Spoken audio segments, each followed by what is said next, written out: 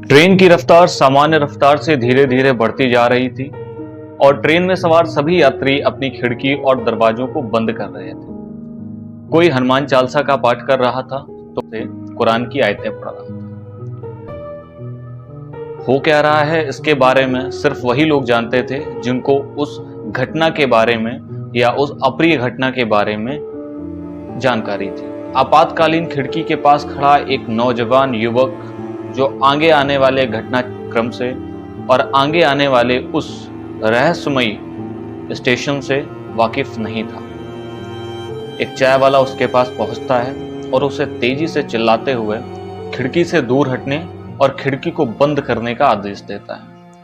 लड़का अभी भी कुछ नहीं समझ पा रहा था कि ये आखिरकार हो क्या रहा है। ट्रेन की रफ्तार धीरे धीरे बढ़ रही थी और सभी यात्री भयभीत थे। कोई अपने बच्चों को अपनी गोद में बिठा रहा था, कोई पानी पी रहा था और कोई सहमा हुआ बैठा हुआ था। जी हाँ, मैं बात कर रहा हूं एक ऐसे ही रहस्यमय स्टेशन के बारे में जिसे सरकार ने खुद भूतिया रेलवे स्टेशन घोषित कर दिया। आज हम बात कर रहे हैं एक ऐसे ही रेलवे स्टेशन के बारे में जिस रेलवे स्टेशन का नाम है बेगुन कोडार। जी हाँ, जो कि पश्चिम बंगाल के पुरुलिया जिले में स्थित है। साल 1967 में हुई एक घटना के बाद यह स्टेशन 42 साल तक बंद रहा। एक शाम एक स्टेशन मास्टर रमेश अपनी ड्यूटी पे वापस आते हैं और रात में वह ट्रेन को हरी झंडी दिखाते हुए महसूस करते हैं और देखते हैं कि एक लड़की ट्रेन के आगे आगे और ट्रेन की सामान्य रफ्तार से भी कहीं तेज ट्रेन के आगे दौड़ रही है।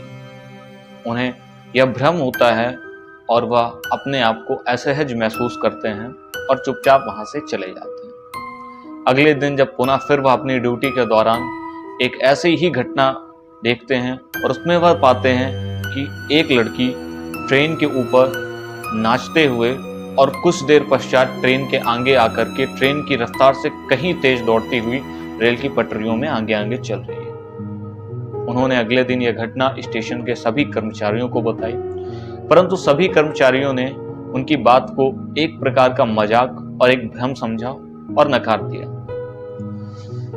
यह सब देखने के पश्चात स्टेशन मास्टर रमेश कुछ दिनों की छुट्टी लेकर के वापस अपने गांव चले जाते हैं और 2 से 4 दिन के पश्चात एक खबर आती है कि रमेश की मृत्यु हो गई और मृत्यु का कारण सिर्फ तेज बुखार और घबराहट की वजह से उनका बुखार बढ़ता गया और एक रहस्यमयी मौत का वो शिकार हो। इसके बाद नए स्टेशन मास्टर की नियुक्ति करी जाती है।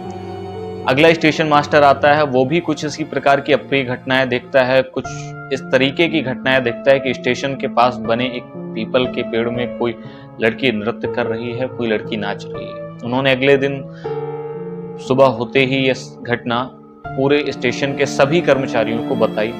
अब सभी कर्मचारी उस बात को लेकर के सतर्क थे और उन्होंने अगले स्टेशन मास्टर की बात को बड़े गौर से सुना। कारण सिर्फ इतना था कि स्टेशन मास्टर रमेश की बात अब उन्हें याद आ रही थी।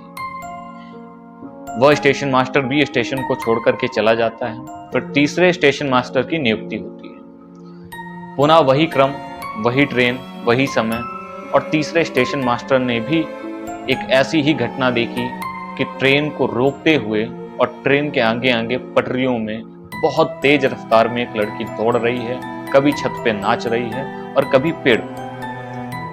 उन्होंने यह घटना देखी और सुबह होते ही उन्होंने यह घटना के बारे में रेलवे के अधिकारियों को सूचित किया और तत्काल प्रभाव से उन्हें कहीं और नियुक्ति देने के लिए अनुरोध किया। उनका साफ कहना था कि मुझे आप भारत के किसी भी कोने पर भेज दीजिए, पर मैं यहाँ नौकरी नहीं करूंगा या फिर मेरी नौकरी ना रहे। अब यह घटना धीरे धीरे सिर्फ रेलवे स्टेशन के कर्मचारियों तक ही नहीं, पूरे बेगुन कोडार में फैल चुकी थी और यह बात अब एक आम जनमानस को भी पता थी। सभी लोग इस घटना से डरे और सहमे हुए थे। कई प्रकार के अफवाहें भी जोड़ी जा रही थी, कई प्रकार की घटनाओं को इस घटना के साथ जोड़ा जा रहा था। फिर इन सभी हालातों से तंग आकर के वहां के स्थानीय विधायक ने एक अपील करी, रेलवे को एक पत्र लिखा और इस स्टेशन को हमेशा के लिए बंद करने की अपील करी। इसके बाद यह स्टेशन बंद कर दिया जाता है और लगभग 42 वर्षों तक यह स्टेशन इसी प्रकार से बंद रहता है। 2009 में ममता बनर्जी रेल मंत्री बनती है और वह इस स्टेशन को दोबारा शुरू करने का आदेश देती है। हालांकि इस स्टेशन की शुरुआत होती है, यात्रियों का आवागमन प्रारंभ हो जाता है, परंतु 5 बजे के बाद ना ही इस स्टेशन पे कोई यात्री रुकता था और ना ही कोई रेल कर्मचारी। इसके बाद इसमें कुछ इस तरीके की भी घटनाएं निकल करके आईं, जिसमें कई वारदातों को भी अंजाम दिया गया, कई लूटपाट और अन्य आपराधिक कारनामे भी इस स्टेशन पे होने लगे, सिर्फ इस डर के साए में। इसे एक प्रकार का पर्यटक स्थल भी बनाया गया,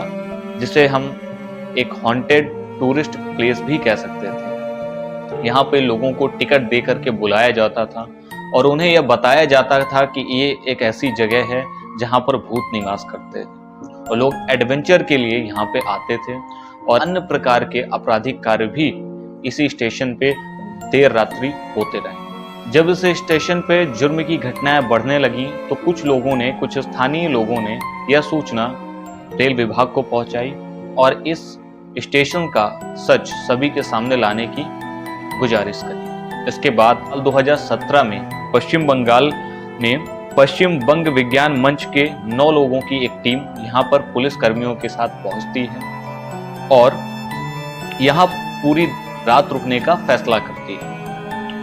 वे अपने साथ टार्च, कैमरे, कंपास और अन्य कई प्रकार की पैरानॉर्मल एक्टिविटीज को कैप्चर करने के उपकरण लेकर के आते हैं। उन्होंने यह प्रक्रिया शाम के 5 बजे शुरू कर दी और मध्य रात्रि तक उन्हें कुछ भी प्रमाण नहीं मिला।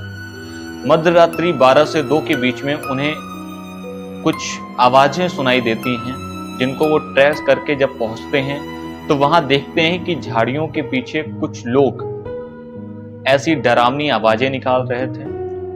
और जब वह टीम और पुलिसकर्मी उन लोगों को पकड़ने के लिए कोशिश करती है तो उस कोशिश में हालांकि वो नाकाम रहती है, परंतु उसके पश्चात यह पूर्णतया साबित हो जाता है कि इस स्टेशन में किसी भी प्रकार की कोई भूत प्रेत का साया नहीं है। यह सिर्फ अपराध और जुर्म करने वाले लोगों के लिए एक उचित स्थान बन चुका था, जहां पे उन्हें किसी भी प्रकार का डर नहीं था, ना ही पुलिस का और ना ही किसी आम जनता का। इसके बाद 2017 में इस स्टेशन को पूर्णतया सुरक्षित और व्यवस्थित स्टेशन घोषित कर दिया जाता है। आज यह स्टेशन सभी सामान्य स्टेशनों की भांति व्यवस्थित रूप से चल रहा है और किसी भी प्रकार की कोई अप्रिय घटना यहाँ पे नहीं हुई। ऐसी बहुत सारी भारत में घटनाएं हुई हैं, जिनमें से कुछ घटनाएं मिथ रही हैं, कुछ सच्चाई रही हैं। अभी इस घटना के बारे में पूर्णतया अभी भी स्पष्ट नहीं हुआ कि 42 सालों तक इस रेलवे स्टेशन पे क्या होता रहा। 42 साल पहले जब स्टेशन पे स्टेशन मास्टरों ने कुछ इस प्रकार की घटनाएं और कुछ इस प्रकार की भूतिया चित्र देखे, तो क्या वो सही थे या गलत थे, ये स्टेशन मास्टर ही बता सकते थे। पर आज की डेट की बात करें तो वह स्टेशन पूर्णतः सुरक्षित है, व्यवस्थित है, वहां पे आज किसी भी प्रकार का डर नहीं है। आगे ऐसे ही और सच्ची घटनाओं के साथ मैं आप लोगों के बीच आता रहूंगा। आप लोगों का यह प्यार, स्नेह बराबर बना रहे। बहुत बहुत धन्यवाद। नमस्कार।